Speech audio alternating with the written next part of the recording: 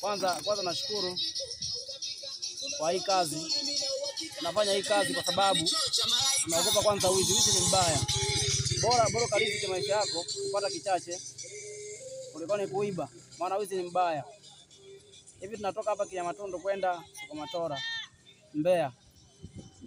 Muda huo tutafika na mwana mlo saa 8.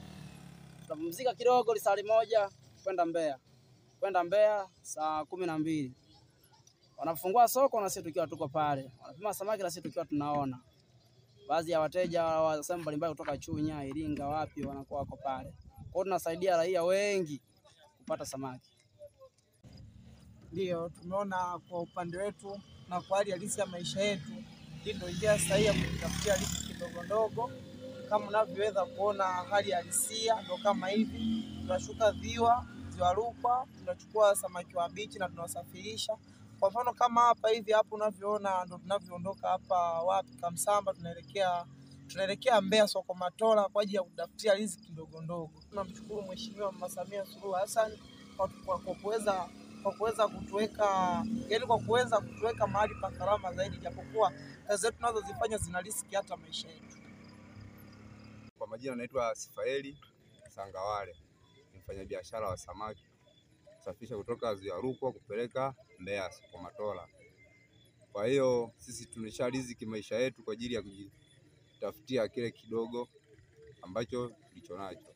Sisi tulikuwa tunamuomba mama yetu Samia Hassan kwamba atuangalie na sisi vijana. Tuna changamoto, hatuna mitaji. Atuangalie, atuwezeshe angalau hata kidogo, angalau tunaweza tukapata angalau hata haueni angalau hata kidogo, kwa sababu sisi kama sisi tunabeba samaki kutoka Mbeya kutoka Rukwa kupeleka Mbeya. Kwa hiyo mikoa mingi inategemea sana samaki, kwa sababu watu wengi wanatoka Chunya, Iringa, wapi wanachukua samaki, Utukuyu, samaki pale wanachukua kwa ajili ya bodaboda. Kwa hiyo tulikuwa tunamuomba mama tuangalie kwa hilo. Kama kuna uwezekano wa kutusaidia, tuangalie kabisa. Ndio hilo tu mimi nimaliza.